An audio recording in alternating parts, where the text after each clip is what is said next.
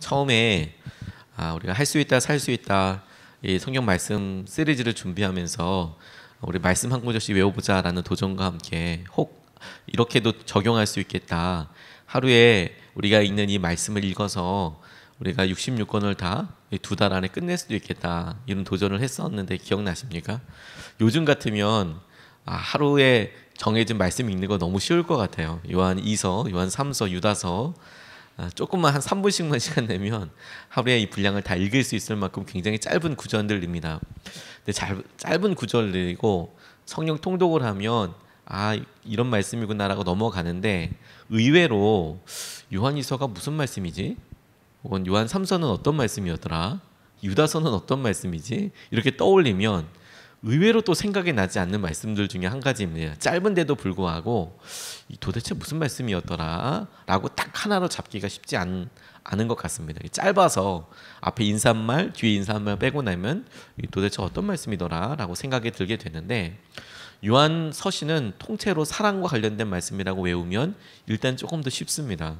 요한 1, 2, 3, 3서가 다 사랑과 관련된 말씀인데 요한 1서에는 사랑이 어떤 것인지에 대해서 이렇게 이야기한다면 두 번째 우리 요한 2서 말씀에도 비슷한 사랑에 관련된 이야기를 진리라는 말과 계명이란 말과 같이 사용했습니다. 그래서 사랑은 우리가 계명대로 순종하는 것이라는 큰 주제로 진행이 되고 있는데 그런 의미에서 진리 안에 거하라, 하나님께서 우리에게 예수님을 통해서 보여주신 진리 안에 거하라 라는 말씀이 사랑하라는 말과 거의 똑같습니다. 그래서 진리를 실천하자, 사랑하자, 진리를 수호해라, 이거 지켜라, 이 말씀 가운데 도전하는 이야기입니다.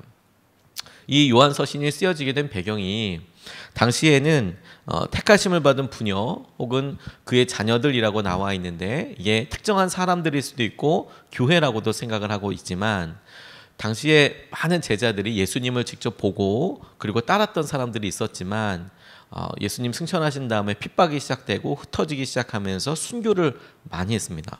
그리고 하늘나라로 돌아가는 사람들도 있게 되었고 그러다 보니까 교회는 점점 부흥하게 되는데 예수님을 직접 본 사람, 예수님의 말씀을 직접 들은 사람 이런 사람들의 숫자가 이제 기하급수적으로 없어지기 시작하면서 거짓 교사들까지 등장하게 되었습니다.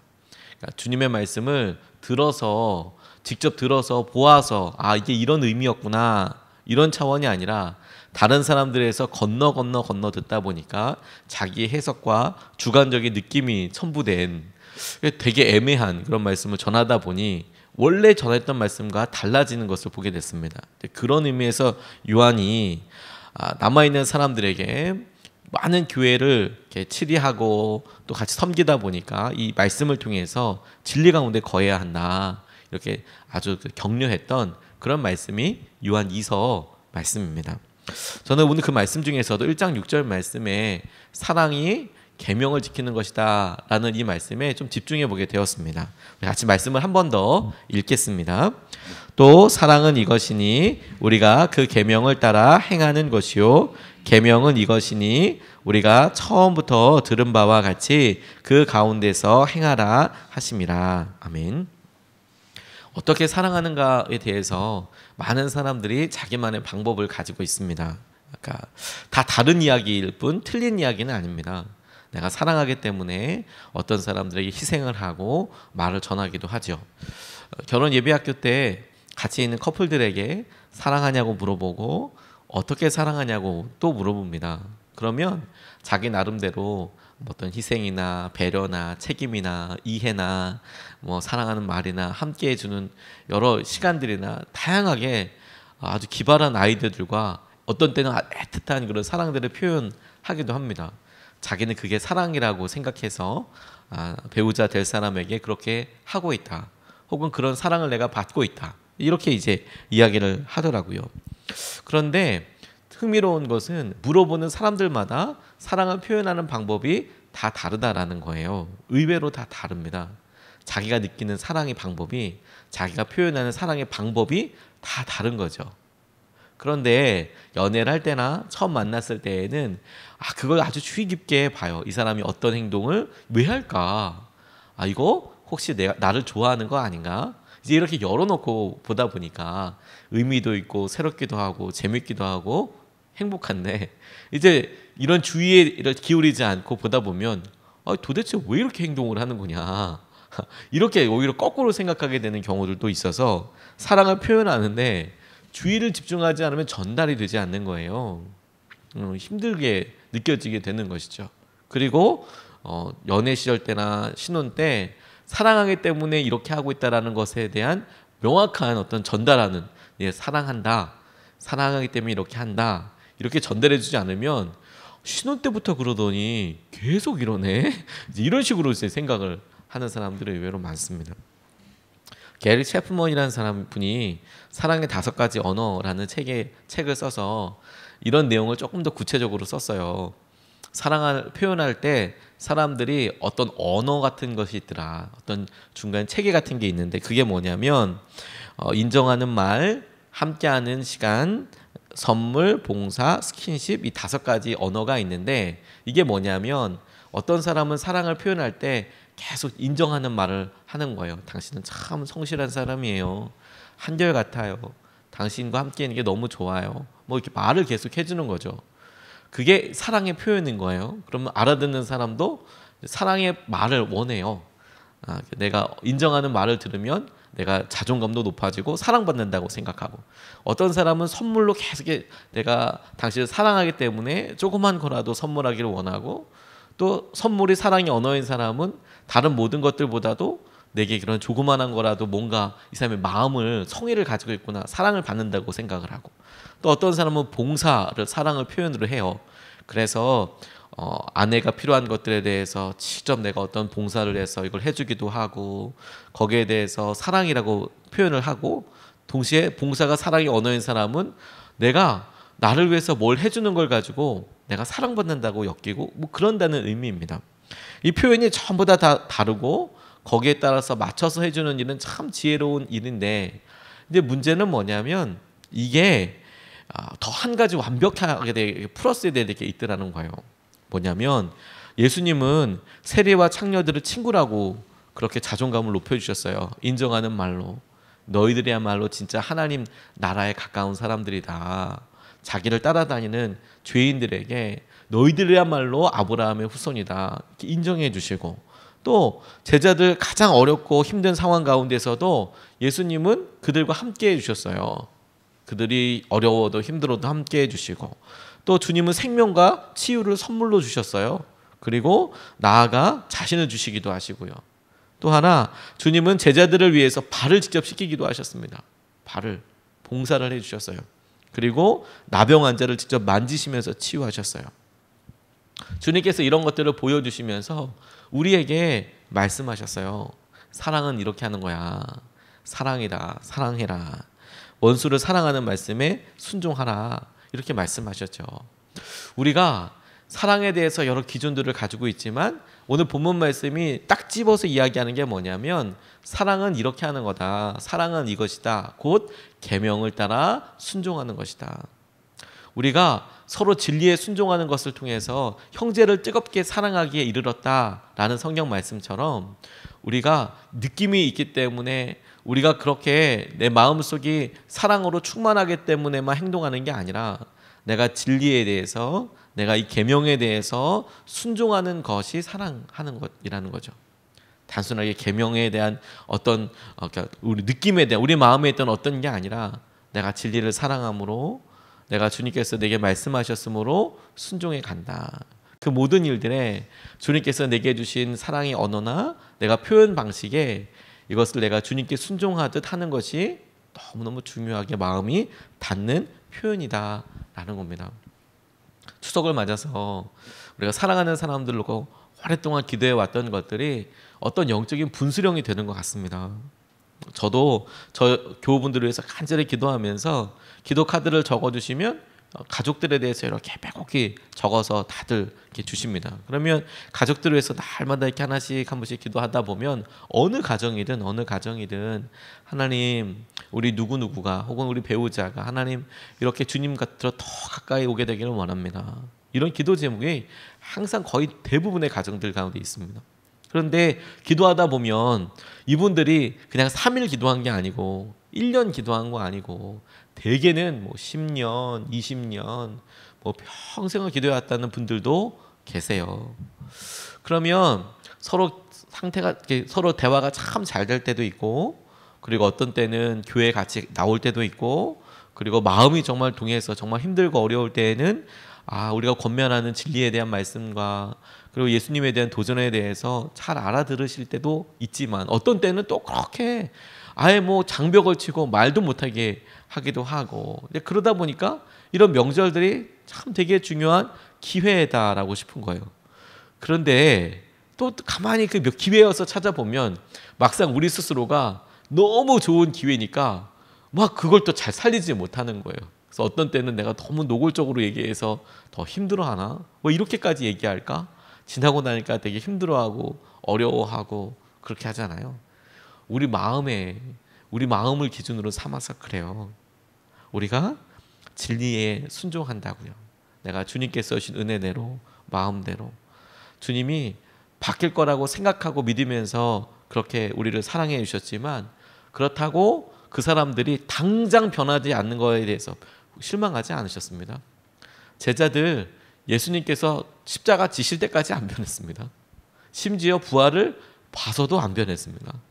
성령님이 임하셨을 때 그들의 삶이 완전히 변하게 됐습니다. 그러니까 주님께서 자기의 사명과 목표대로 순종하시고 그렇게 사랑을 표현하셨다는 거예요. 일방적으로 알아듣던 못 알아듣던 간에.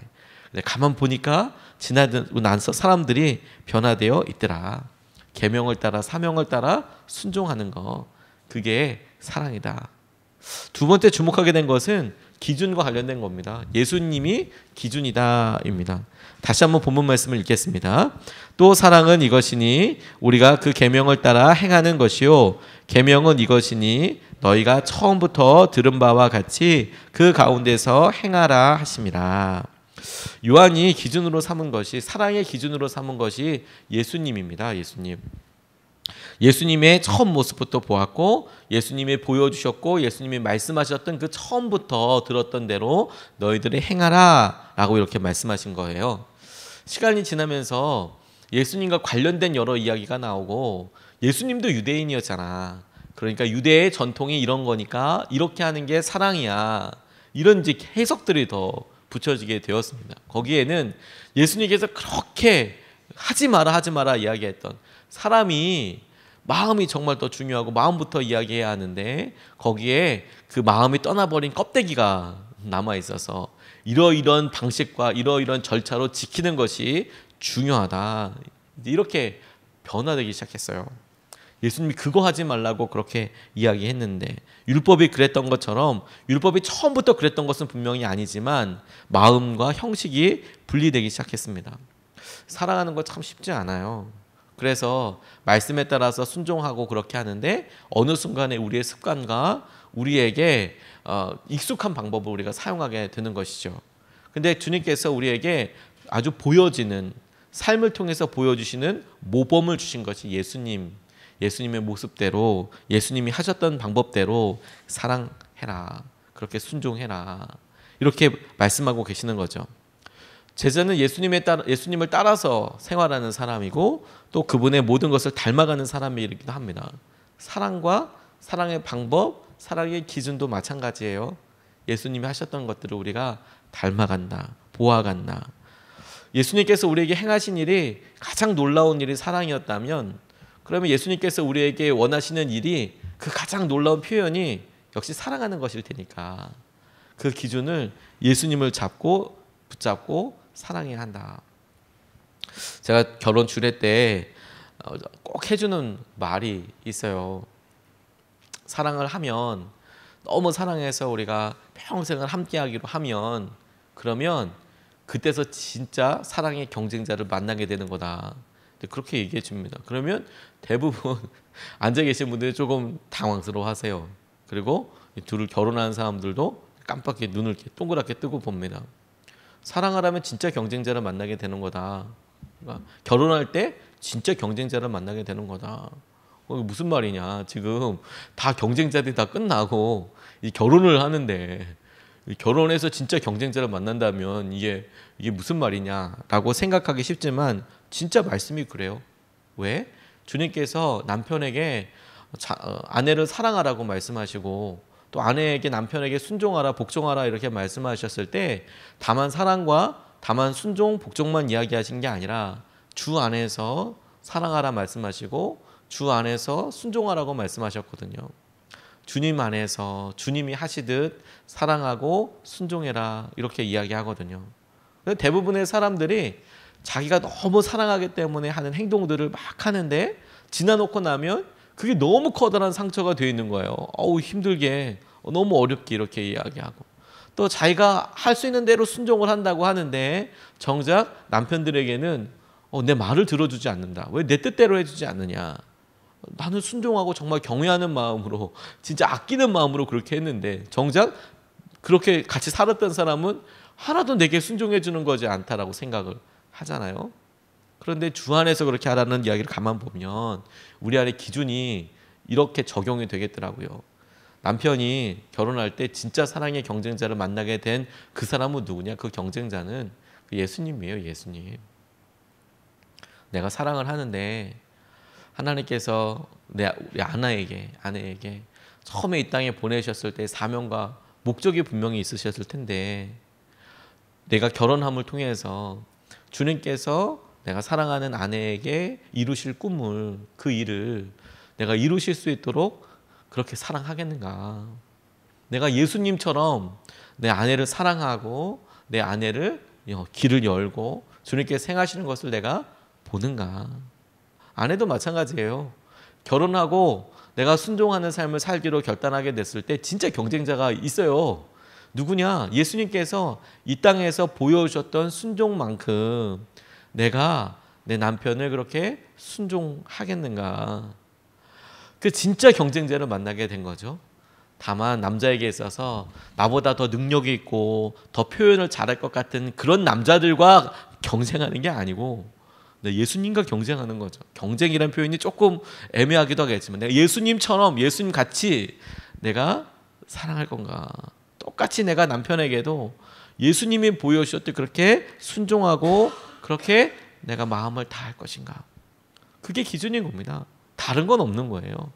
그래서 예수님께서 우리가 정말 예수님을 사랑하고 예수님이 하듯 그렇게 하다 보면 우리의 습관과 우리의 경험으로도 넘을 수 없을 것 같았던 문화의 담 혹은 성의 담을 넘어서 이해의 담을 넘어서 주님 안에서 진짜 사랑하고 진짜 행복하게 되는 삶을 살게 하여 주시더라고요. 예수님이 기준입니다. 추석을 맞아서 우리가 그 사랑을 했으면 좋겠습니다. 이번 한 주 동안 우리가 계속해서 자녀들을 놓고도 기도하고 우리가 중요한 사랑의 이 시기를 이 3일 4일 동안의 이 시간들을 이렇게 보냈는데 영적으로 부담이 돼요. 그 부담은 뭐 이렇게 힘들어서의 부담이 아니라 진짜 의미 있었으면 좋겠다. 마음의 물꼬가 좀 열렸으면 좋겠다. 저 깊은 그런 대화들이 있었으면 좋겠다. 그런데 시간이 너무 제한된 겁니다. 우리가 계속 만나도 가끔 성도님들 가운데 일주일에 한 번씩 만나니까 조금 더 친해질 수 있고 더 깊이 친해질 수 있을 것 같은데 시간이 조금 제한적인 것 같습니다 라고 이야기하시는 분들이 계시거든요. 일주일에 한 번씩 만나도. 그런데 추석 때 가만히 보면 우리가 아무리 피를 나누고 아무리 성을 같이 쓴다고 하더라도 아무리 같은 성씨, 차씨, 구씨 이렇게 쓴다고 하더라도 1년에 한두 번 만나니까 처음에 만나면 마음에 있는 이야기를 확 하기도 쉽지도 않고 나름 배려해가지고 얘기해 주는데 듣는 사람은 공격받는 것 같고 취직 아직도 못했냐? 이렇게 물어보고 결혼 언제 하냐? 이렇게 물어보면 분명히 표현은 결혼을 빨리 했으면 좋겠다. 정말 내가 걱정하고 있다. 염려하고 있다. 내가 그 결혼 때문에 정말 사랑한다. 이런 표현일 거고 너 진로가 진짜 잘 됐으면 좋겠다. 내가 기도하고 있다. 이런 얘기일 텐데 듣는 사람은 나 취직 아직도 안 됐는데 결혼 아직도 그런데 이렇게 청년들이 어려워하고 힘들어하잖아요. 예수님께서 오늘 이 청년을 오늘 이 우리 친척들을 어떻게 사랑하실 건가. 그렇게 마음을 들었어요. 예수님을 본보기로 사랑하고 순종하는 거. 그래서 이번 추석 때 주님께서 주시는 놀라운 은혜와 마음이 우리 가정들에 일어나게 되기를 주님의 이름으로 축복합니다. 사랑하는 것은 계명에 순종하는 것이다. 오늘 두 가지 말씀 같이 나눴습니다. 하나, 사명은 계명을 따라 행하는 것이다. 하나님께서 내게 주신 감정과 마음을 따라서 가는 것이 아니라 저 사람 마음도 있지, 저 사람의 생각도 있지, 그 생각과 마음을 품기 위해서 나아가듯 주님께서 우리에게 주신 말씀, 그 말씀대로 순종하는 것이 사랑하는 것이다. 두 번째, 예수님이 기준이다. 예수님께서 우리에게 보여주셨던 것, 행하셨던 것대로 우리가 행하고 순종하는 것, 그걸 통해서 우리가 주신 놀라운 은혜와 사랑을 누리게 되는 하루 되시기를 축복합니다. 우리 같이 말씀을 3번 같이 읽겠습니다. 또 사랑은 이것이니 우리가 그 계명을 따라 행하는 것이요, 계명은 이것이니 너희가 처음부터 들은 바와 같이 그 가운데서 행하라 하심이라. 또 사랑은 이것이니 우리가 그 계명을 따라 행하는 것이요, 계명은 이것이니 우리가 처음부터 들은 바와 같이 그 가운데서 행하라 하심이라. 또 사랑은 이것이니 우리가 그 계명을 따라 행하는 것이요, 계명은 이것이니 너희가 처음부터 들은 바와 같이 그 가운데서 행하라 하심이라. 아멘. 우리가 2번 나눠서 이렇게 기도하겠습니다. 첫 번째, 우리가 기도할 때 진리를 순종함으로 사랑하게 해달라고 기도하겠습니다. 우리의 감정과 우리의 방법을 넘어서서 우리가 다른 사람의 방법과 다른 사람의 사랑의 언어를 이해하듯 우리가 진리를 순종함으로 그렇게 사랑하게 해주십시오. 감정이 시작이 아니라 진리에 순종하듯이 주님께 행하시는 은혜와 마음을 사랑으로 그렇게 표현하게 하여 주십시오. 우리가 첫 번째로 같이 기도하겠습니다. 아버지 하나님,